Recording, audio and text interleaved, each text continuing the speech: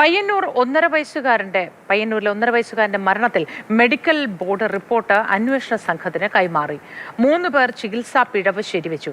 ബോർഡിലെ 2 പേർ വിയോജിപ്പ് രേഖപ്പെടുത്തി. CK വിജയൻ വിവരങ്ങളുമായി ചേരുന്നുണ്ട്. CK വിജയൻ, ഈ 1.5 വയസ്സുകാരന്റെ മരണവുമായി ബന്ധപ്പെട്ട് ആത്മഹത്യാ കുറിപ്പ് പോസ്റ്റ്മോർട്ടം റിപ്പോർട്ട് നമുക്ക് മുന്നിലുണ്ട്. ഒപ്പം തന്നെ ഈ റിപ്പോർട്ടുകളും ഇപ്പോൾ ഇതാ വിയോജിപ്പ് രേഖപ്പെടുത്തിക്കൊണ്ട് ചിലർ. എന്താണ് ഇതിന് പിന്നിൽ ഉണ്ടായിട്ടുണ്ടാവുക?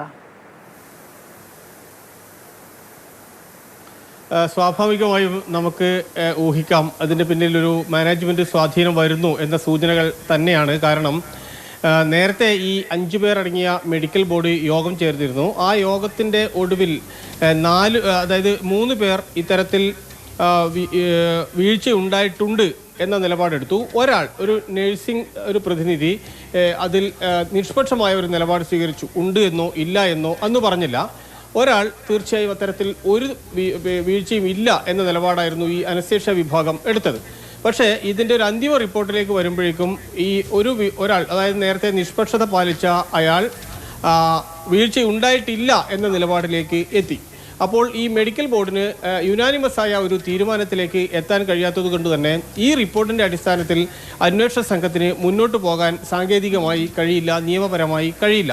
അതുകൊണ്ട് തന്നെ ഇത് ഒരു സംസ്ഥാന മെഡിക്കൽ ബോർഡിലേക്ക് അല്ലെങ്കിൽ കൗൺസിലിലേക്ക് അയക്കുകയാണ്. ഇനി ഇതിൻ്റെ ആ നടപടിക്രമത്തിലേക്കാണ് ഇപ്പോൾ പോയിട്ടുള്ളത്. പക്ഷേ ഈ അന്വേഷണ റിപ്പോർട്ടിൻ്റെ ഒരു പകർപ്പ് ഈ മെഡിക്കൽ കൗൺസിലിൻ്റെ ഒപ്പീനിയൻ, ഈ റിപ്പോർട്ടിൻ്റെ പകർപ്പ് അന്വേഷണ സംഘത്തിനും നൽകിയിട്ടുണ്ട്. പക്ഷേ അന്വേഷണ സംഘം ഇപ്പോൾ ഈ റിപ്പോർട്ടിൻ്റെ അടിസ്ഥാനത്തിൽ ഏതെങ്കിലും ഡോക്ടർക്കെതിരെ FIR ഇടുകയോ അവരെ പ്രതി ചേർക്കുകയോ ചെയ്യാൻ സ്വാഭാവികമായും സാധിക്കാതെ വരും. അതുകൊണ്ട് ഈ മെഡിക്കൽ കൗൺസിലിന്റെ ഒരു റിപ്പോർട്ട്, സംസ്ഥാന മെഡിക്കൽ കൗൺസിലിന്റെ റിപ്പോർട്ട് വരുന്ന നീതി, ഈ യോജിപ്പും വിയോജിപ്പും രേഖപ്പെടുത്തുന്ന മനുഷ്യരുടെ തീരുമാനത്തിനനുസരിച്ച് മാത്രമായിരിക്കുമോ?